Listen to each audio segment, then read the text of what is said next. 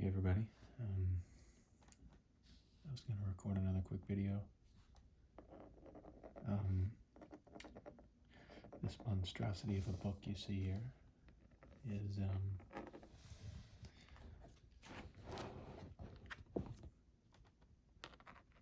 before the internet was prevalent, and if you were an engineer, then this thing would be the go-to.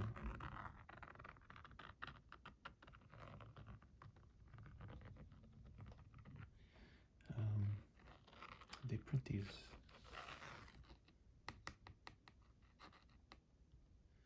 in editions, and it's basically the same book over and over again, but the difference is that if anything in the field changes or is updated, if the tribal knowledge is updated, then they update the book. And I inherited this book from a former professor. And the funniest thing about the book is that you've all been looking pretty clearly at the spine of the book and the way that the spine is aligned. If you actually go and open the book,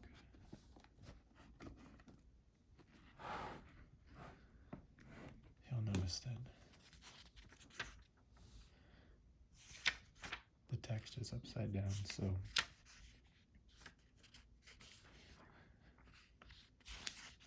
the person that bought the book to begin with found it at a discount because the book was bound upside down, which maybe saved him some money. If I know the professor well, and I kind of do, that sounds like something they would do. And so, yeah, this book is massive. It is, let me turn it the correct way.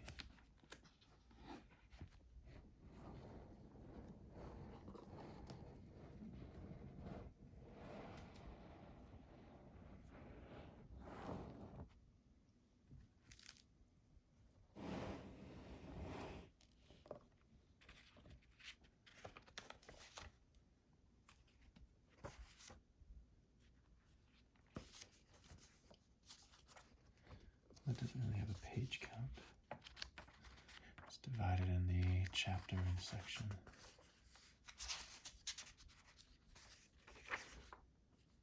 But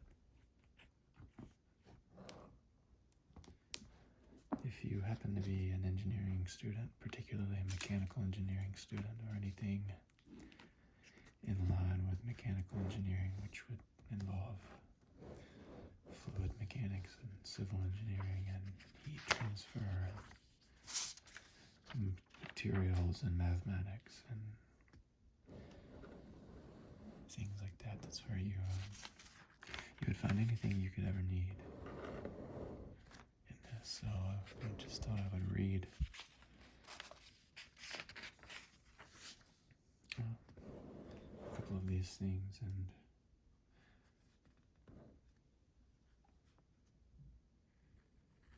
if there's anything you'd ever like to know more about, please ask. I have this book, and it's giant and boring, and I am an engineer by trade, and I like explaining things. So if there's anything in this that you would like to know more about, I can, go to this book. I said in the beginning that this is printed in editions, and when things are updated, then when the tribal knowledge changes in the community, then updates are needed to this book. But the funny thing is the baseline of these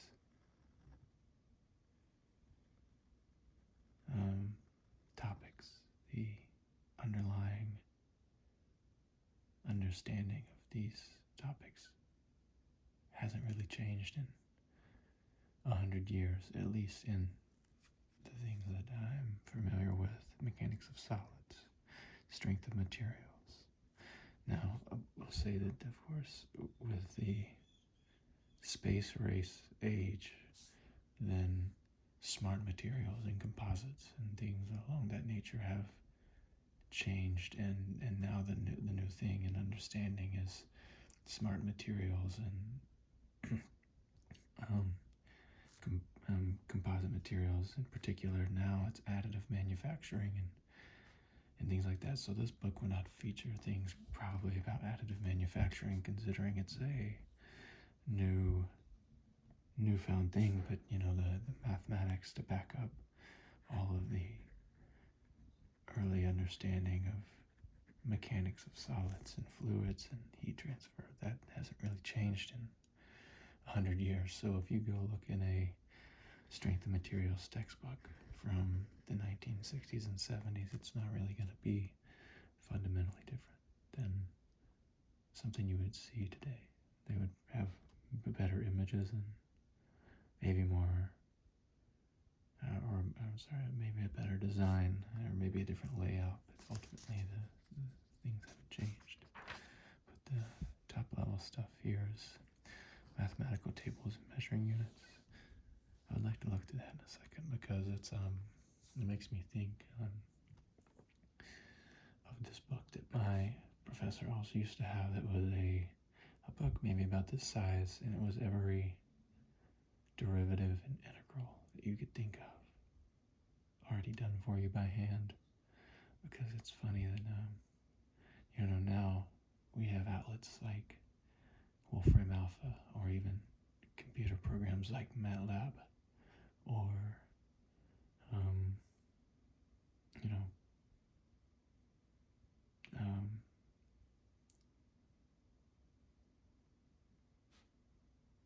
calculators, for example, some of the TI calculators, the higher end models such as the Inspire will do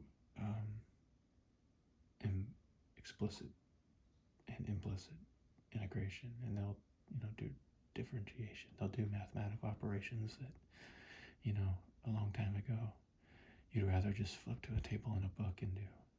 It's funny that the time you would spend typing something into a calculator, you probably had that book tabulated and memorized if that was something that you were doing frequently. But you don't need those things anymore. And then mathematics, it looks like 64 pages of mathematics, which would be, as fun as it sounds. But they go from arithmetic, they start from scratch, which is why this book is so excellent. And go back to another point I was going to make. If you were a mechanical engineer and you've never seen this book, and you would like to see your entire college curriculum summarized into a one book, this is it, really. At least at a top level understanding, and at a really probably review level of the core understanding of all the topics, this would be the place to go. The mechanics of solids and fluids, heat. So I'll always remember something that my professor of at the time, the class, if you look on the college website, it's called heat transfer. And the professor of it would always joke that, heat transfer is like saying ATM machine, automated teller machine. Heat transfer is in a similar way an unnecessary repetition. Heat is the transfer of thermal energy. So if you learn nothing today, then you learn that. Heat is the transfer of thermal energy, by definition. And so saying heat transfer in and of itself is a repetitive statement. Strength of materials. Normally if you, there's a class in undergraduate engineering, usually by the name Mechanics of Solids or Strength of Materials, and they're the same class. So I think it's interesting that these are broken up into two different sections. I would take, this. I guess maybe mechanics of fluids is a big deal. But, nowadays you take an entire other course called fluid mechanics in your undergraduate class. In general, you take fluid mechanics separately. So you'll take a mechanics of solids course that's mechanics of solids and introductory strength of materials, and then you'll take fluid mechanics.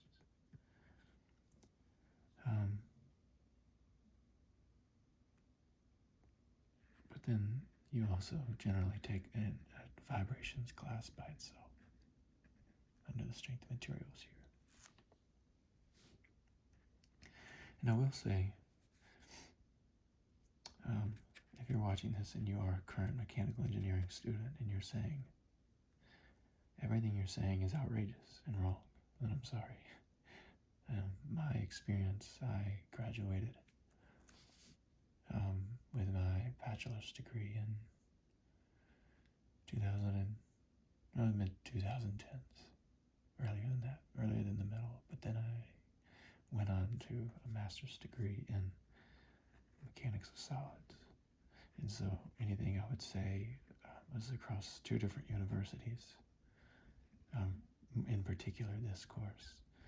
And so the fluids and vibrations in some of the more senior classes are probably different at every university, though the curriculum is pretty standardized, because this all goes back to what I said at the beginning, is that this stuff really hasn't changed in a long, long time. It's not like a modern science, or, if you're a political or modern art major or anything along those lines. Those are always rapidly changing and updating topics. Psychology, sociology, and all of those things are, those things keep up with society. And I'm not saying our field doesn't. There are definitely more advanced topics. But you still learn, I guess, the underlying things early on that haven't changed in a long time. And that may be the case for every major, is that you got to learn the fundamentals first before you can hit the stride of the modern stuff. So maybe the psychology majors and the sociology majors are learning the old school stuff. But then again, I feel like the only psychology class I ever took in college, well, a lot of it was, this is the way that it used to be done, but we don't listen to this guy anymore for these reasons. And I always thought that was interesting. So I don't know. Maybe my analogy wasn't great, but anyway, hopefully this stuff is pretty universal, and so what I'm saying is not out of the ballpark. I will say, I guess maybe when I'm rambling on this stuff, just assume that I'm speaking in my own experience, and also take with a grain of salt that my memory is not perfect. Materials of engineering. We took materials for mechanical engineering, I think, and it's just, you learn about stuff at the granular level, the atoms and the grains and the phase transformations and the heating and the cooling processes and tempering and all of these different mechanical processes.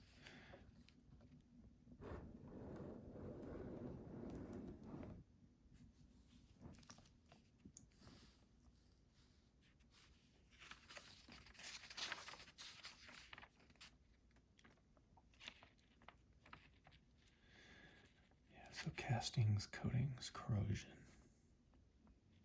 cement, mortar, and concrete, so different materials. This would be interesting. That's interesting. It's interesting for me. Because I actually don't know when this book was printing, but, they really don't talk about it. From what I can see, I'd have to look in to see if they have any advanced composite materials. Maybe in astronautics they would have something like that. Fuels and furnaces.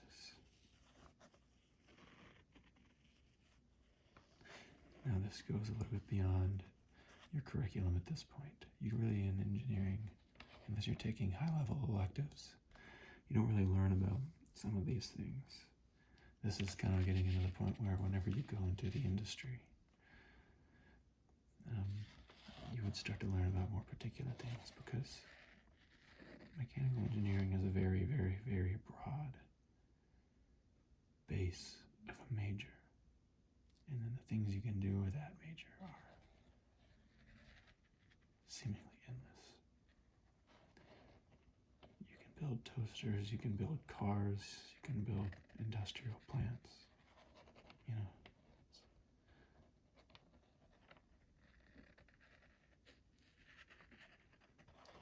Fuels and furnaces. 60 pages of information on fuels and furnaces. Machine elements. So this would be gears and bearings, packing and seals, pipes and pipe fittings. And if you look at this, it's 50 pages, so it's probably just tables of standard sizes for pipes and pipe fittings. It would look like if Lowe's or Home Depot had a catalog like Sears would. Power generation. This would be interesting. There's a class, this kind of looks like two classes that I took in pairs. It would be thermodynamics 1 and 2. I think thermodynamics 1 is real baseline, like energy stuff.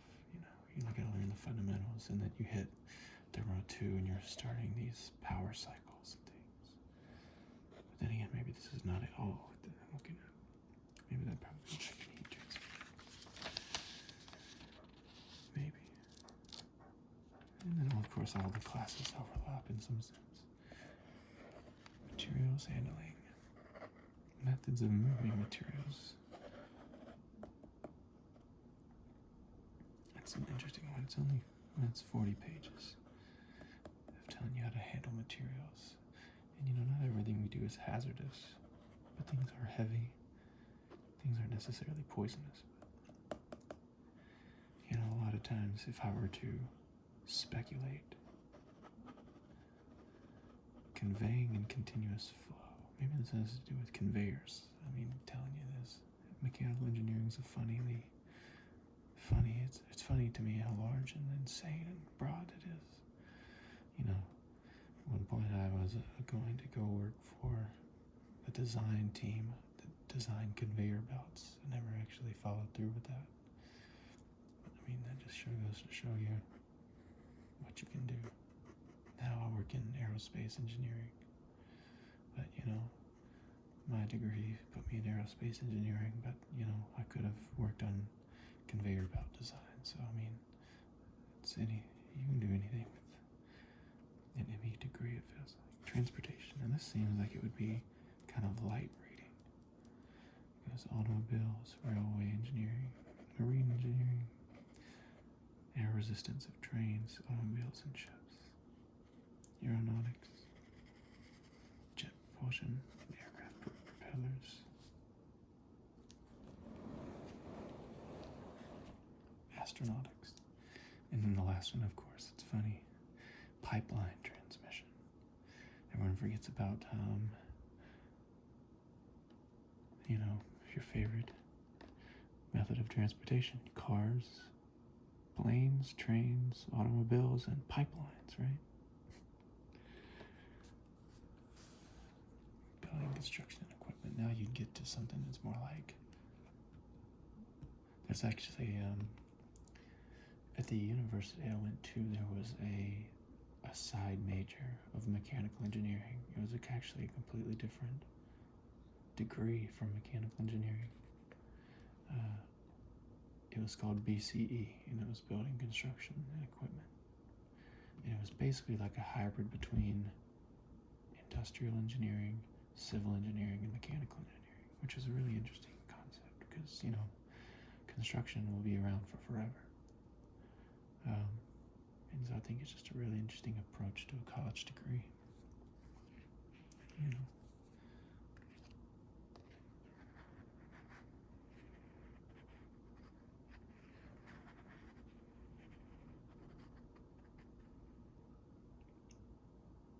industrial plans, structural design of buildings. That would be a cool one. Reinforced concrete design and construction. Heating, ventilation, and air conditioning. Illumination. That's interesting, I guess. That's interesting. It's 20 pages of illumination. ILLUMINATION. Illumination. In the building, construction, and equipment, if you can't see it from here. Sound, noise, and ultrasonics. And then shop processes. This would be a good one, too. I suppose. I mean, it's anything from, I would think, this is foundry practice and equipment, so really basics. Working metals and plastics, welding, metal removal processes and equipment, so that'd be like lathes and mills, and I guess those are the only two machines I can think. Everything nowadays is done with automated CNC machines, which is, I wish I knew what CNC stood for. It has something probably to do with computer cutting. Basically, it's this machine that, it's like a mill, which if you don't know what a mill is, it's just like a spinning blade, and you control the table so that your piece sits on a table. It would sit like here, and you'd have a stationary blade, and you cut it by moving the table. Nowadays, I think CNC machines actually move the blade, and they'll hold the little piece. Or maybe it's not. Maybe the whole table moves in there. It's been a long time since I've seen one in action. But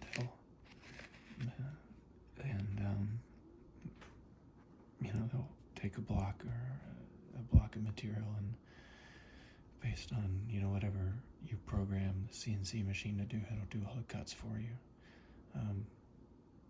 So in the industry, there's been a shift away from doing it manually with lathes and mills, and doing it with computer guided CNC machines.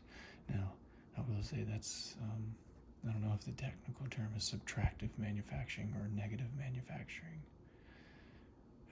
But, if you're familiar with the concept, additive manufacturing is kind of the antithesis to metal removal processes. So instead of taking a block of material and going down and cutting away everything you don't need, additive manufacturing is the opposite. You build something up from the base, like 3D printing.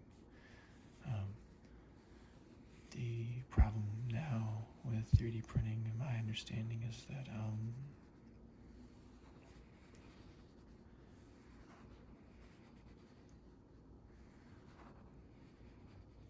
we understand materials in a different way than additive manufacturing can assemble them. We understand the strength of materials and the strength of structures in a way that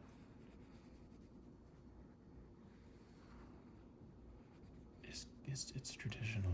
We cast materials, and we make materials from, we cast.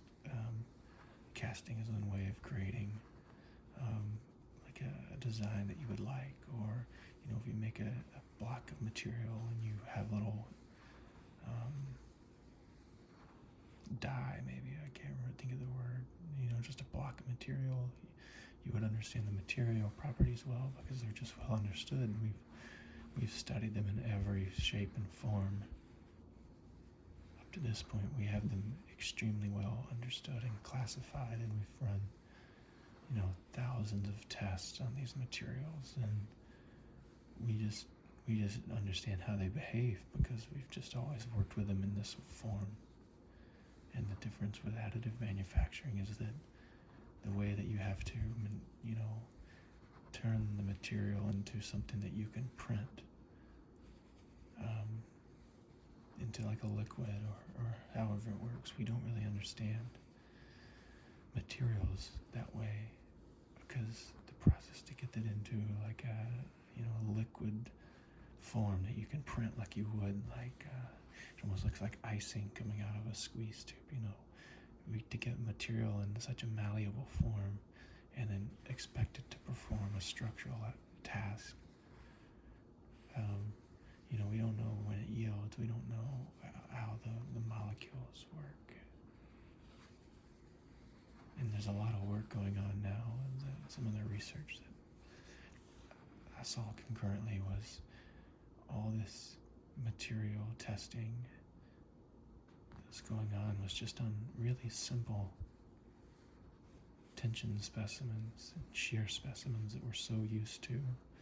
If you were to look at this tension specimen, this test has been run across the world tens of thousands or 100,000 times. We really understand how this tension specimen would work if it were just a regular material. But the research I was seeing they were basically just recreating all these standard experiments, but with these specimens that were 3D printed or produced with additive manufacturing on aluminum alloys. It was interesting. They were just kind of running the test to see how it would compare to a traditional aluminum sample. Because you really can't go and use an additive manufacturing part until you really fundamentally understand how that works. Now that's a lot of rambling and it's anecdotal, I will say. So if you've listened to this whole thing and you've typed out an elegant response, then I'm sorry that I may have misspoken a couple of times on additive manufacturing. It's not my background. It's just something that I saw in the process of my background. It's fascinating. I'm looking forward to it. It's going to revolutionize the way we build things. But like anything in engineering, you really can't implement it in mass until you really understand it. And I think we're getting to that point in engineering where we do really understand additive manufacturing. I saw some hype around some stocks on the stock market behind an additive manufacturing company that have began producing these machines that they honestly look like CNC machines. They're these big, they look like they're the size of like a large van or a small 18-wheeler, like a U-Haul truck. They're about that size. And they go in a shop and they do additive manufacturing. And so it's becoming a mainstream thing for small scale production, which is cool. And I've done 3D printing with polymers. I will say that maybe if you're still listening to this and you haven't typed it out, everything I said about additive manufacturing was in regards to metals. 3D printing for polymers is pretty decent right now. They actually have really, really impressive stuff. The problem is that,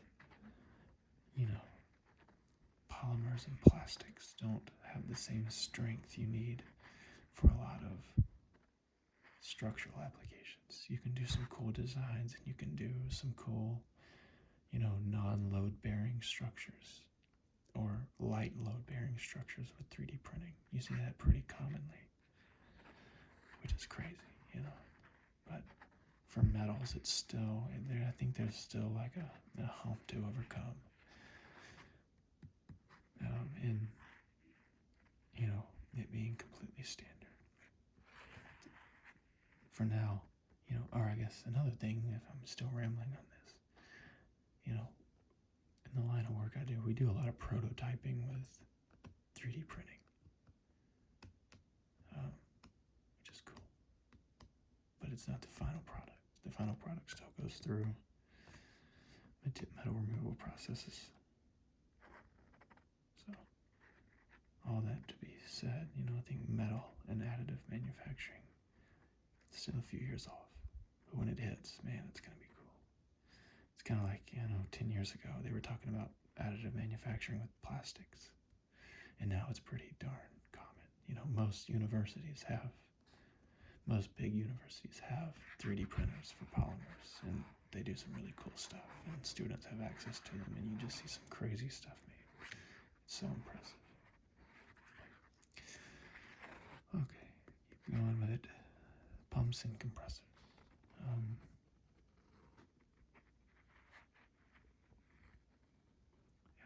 Yeah, there's a class on this. I think it was a senior or a late junior level class. It's all you're designing these energy systems, as they would call them, pumps, compressors, pipelines, and HVAC systems, which I'm surprised I haven't seen an entire thing dedicated to HVAC. Maybe that's.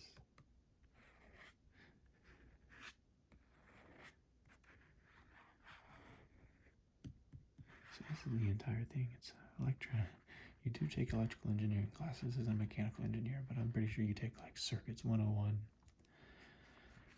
And if you're really into it, something else. But in general, I think you just take like Circuits 101. You learn how voltage and current works. And the professor is, a lifelong electrical engineer, and he's seen these mechanical engineers flunk out of circuits because, flow, electricity is magic, right? It's funny. It's always funny to see.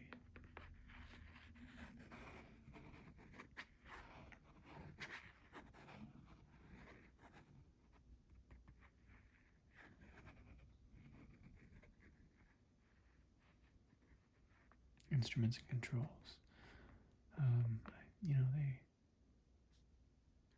I think the class, they call it now signals and systems. But it's the same, in the same vein. You're learning about control systems. Pretty cool class, but it kind of ties in with electrical engineering. I can't remember if I took that. I never really enjoyed it. As you can tell by my comment, electrical engineering is magic. I think this stuff's pretty cool, but it's hard to understand a lot. I wish I were better at it, because I could probably build some pretty cool stuff. But industrial engineering, of course, you do take some classes with the IE group. You take engineering engineering economics, and sometimes you can take engineering statistics. I think at the time you had a choice between stats and econ, and I chose econ. It was a silly class, so honestly,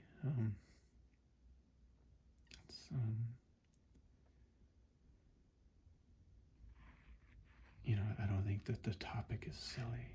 I think that the delivery at the time, and maybe so, the topics were silly. I don't think they were so fundamental that they were useless for practical purposes. I think that's what you run into with those classes where you, for example, you really need to learn the fundamentals of electronics to really get the gist. But if I were to critique school in any way, is that if you were going to become an electrical engineer, then grinding through hundreds of circuit problems to really be able to read a circuit like the back of your hand, and to do mental math on voltage splitting and current splitting and parallel and series circuits and things like that. That's very important. And it's also important because actually pipelines follow the same laws that electrical circuits have, actually. Or I say same laws, similar laws. They're analogous in some ways.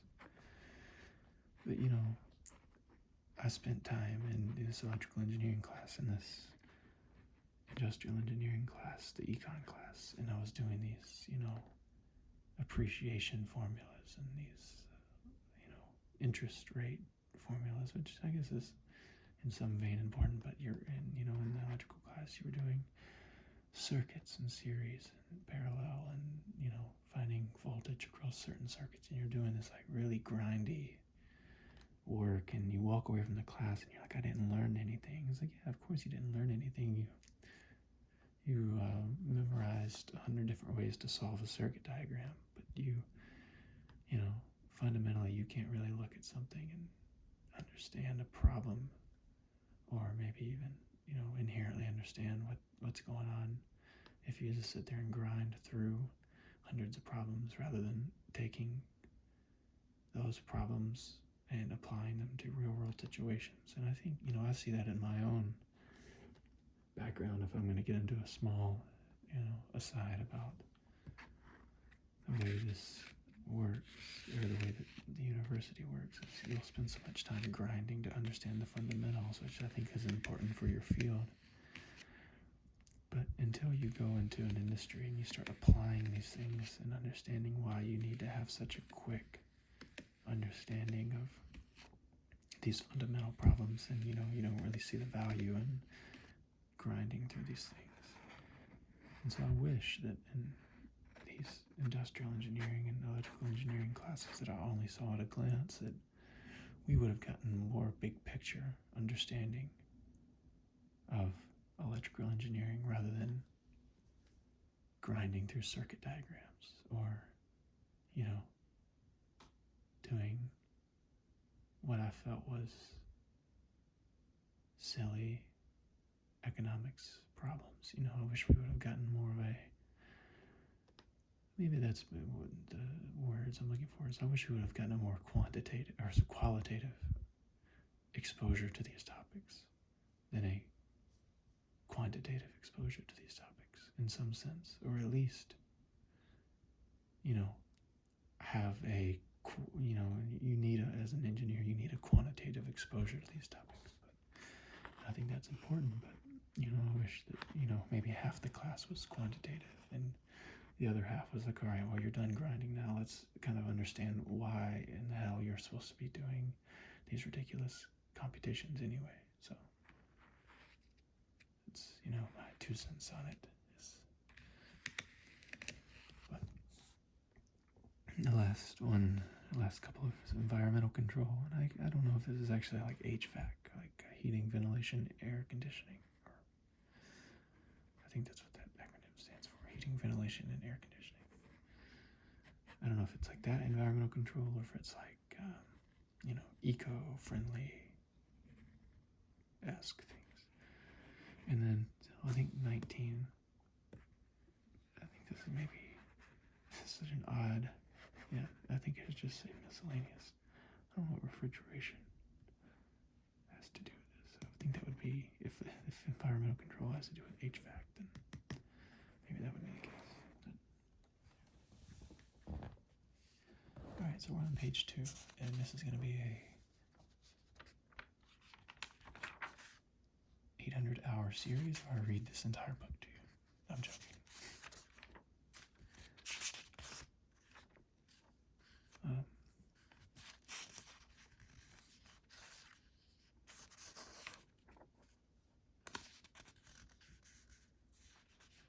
I'm just going to tap through some things. This is going to be an interesting one. Symbols and abbreviations. I won't keep going too much longer because this video is getting quite long, but